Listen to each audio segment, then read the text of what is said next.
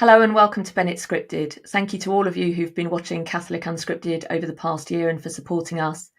As you know, I sometimes do Bennett Scripted and Gavin does his Ashenden Scripted and Mark his Lambert Scripted. So Mark tends to do more of a deep dive into some of the things coming out in the Vatican, and I tend to read some of the articles that I've written over the course of the year. So I thought tonight on Christmas Eve, I would revisit an article I wrote called There's a George Bailey in All of Us.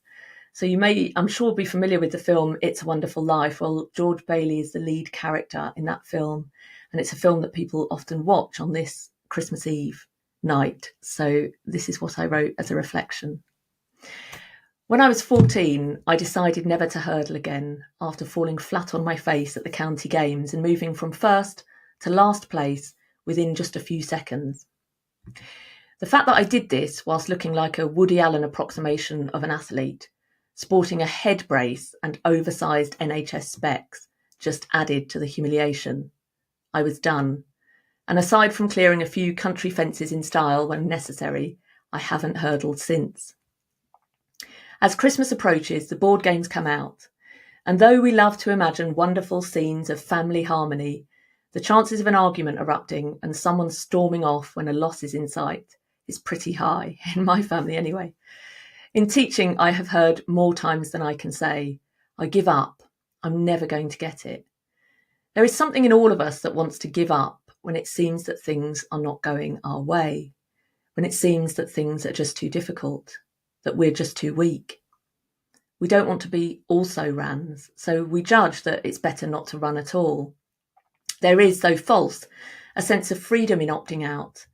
There is nothing against which we can be held accountable, and we can all then rightly claim, as Marlon Brando did, I could have been a contender.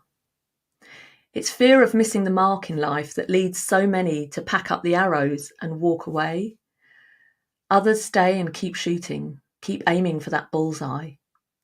Who leaves and who stays does not come down to who is good and who is bad.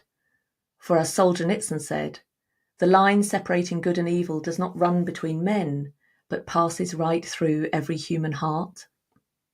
Those who leave are sinners. Those who stay are sinners. The only difference is that one acknowledges there is a target to be hit, and the other is too afraid to do so. Jesus reminds us not to be afraid. But of what should we not be afraid? Pope St. John Paul II asks in Crossing the Threshold of Hope. We should not fear the truth about ourselves, he responds. One day, Peter became aware of the truth about himself and said to Jesus, Depart from me, Lord, for I am a sinful man. Peter, Pope St. John Paul II tells us, was the only one who was aware of this truth. Every man has learned it.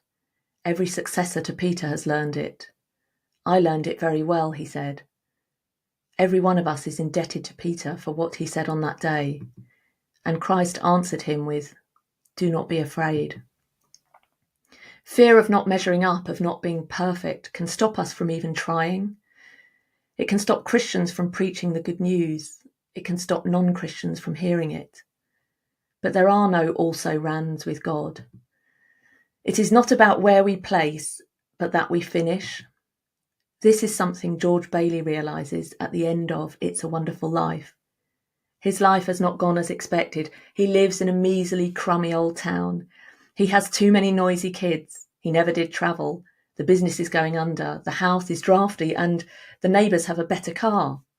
The bloody knob on the staircase keeps coming off, and maybe it would be better for everyone if he just gave up, packed up his arrows and stopped aiming. George Bailey represents each one of us, each person who has ever looked at truth and turned away in shame, from Pontius Pilate to you and me. And to each one of us, the message is the same. Jesus says, do not be afraid, for he burns our shame and our sin in the fire of his love, if we only let him, if we only stay, if we only cry out as Jimmy Stewart did, running through the streets of Bedford Falls, I want to live, I want to live. Nothing had materially changed.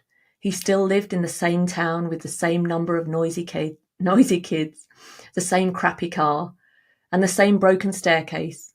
He had still made the same mistakes, hurt the same people, resented the same life.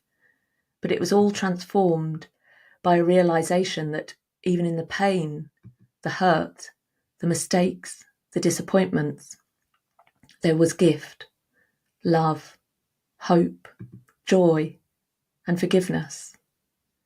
Behold, says Christ, I make all things new.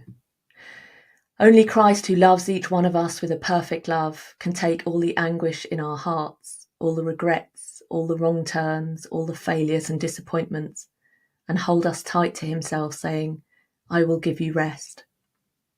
Some curse God for putting such sadness into beauty. As Christians this Christmas and every day, we can join George Bailey and thank God for putting such beauty into sadness.